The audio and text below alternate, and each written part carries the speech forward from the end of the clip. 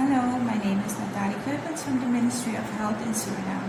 Today I'm going to do a presentation on IPE in Suriname. Last year we held a workshop on WISN, which stands for the Workload Indicators for Staffing Needs. At that workshop, one of the discussions we had with different stakeholders was how to implement IPE in Suriname.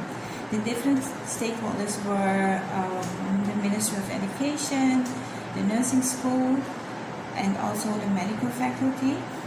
And suggestions were made that maybe before we implement IPE in Suriname, there should be a collaboration between the Ministry of Health and the Ministry of Education to rewrite the curricula.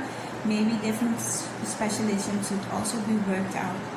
Furthermore, there was a roadmap made to implement IPE in Suriname in the near future. One of the suggestions that were made was there should be an IPE awareness first, and then to set up a group or a team with different relevant stakeholders and approve the professional profile with a competence matrix and integration of competence matrix in training courses, then implementation of IPE. The plan was to have an IPE follow-up workshop this year, but due to COVID-19, we weren't able to plan it or let it take place. And then the intention was to form a working group and then set up a roadmap how to implement IPE in Suriname. We hope we can plan it for next year. We don't have IPE yet in Suriname, but we do have what we call interprofessional teams. A team is selected to go to the hinterland on a mission.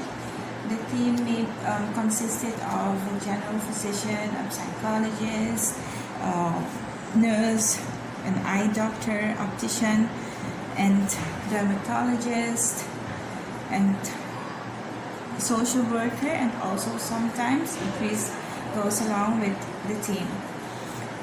Due to COVID-19, all disciplines have provided help to take care of COVID patients.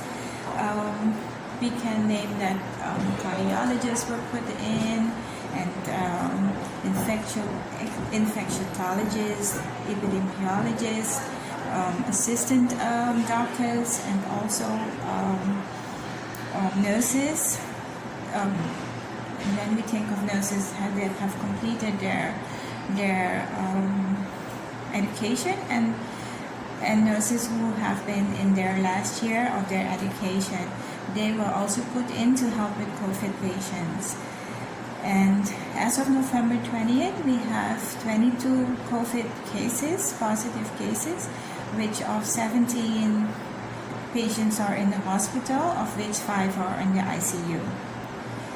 We also have at the medical mission health assistants that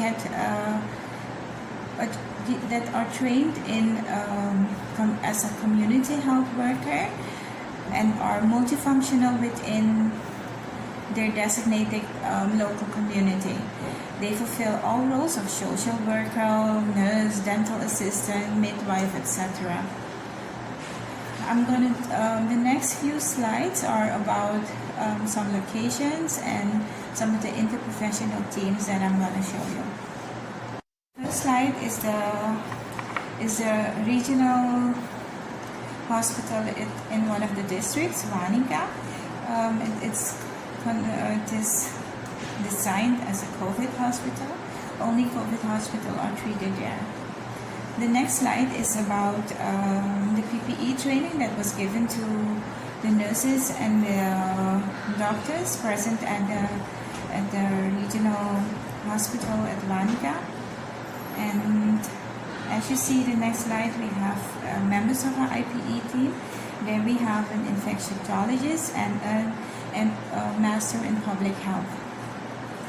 And the next slide, we see 2 doctors working with a patient. And the next slide, we see the transportation, first by boat or by plane, and then they go with They are brought to the village with all the necessary material that they bring along on their visit to the interior. So that was my presentation. Gracias y buena salud a todos. Bye.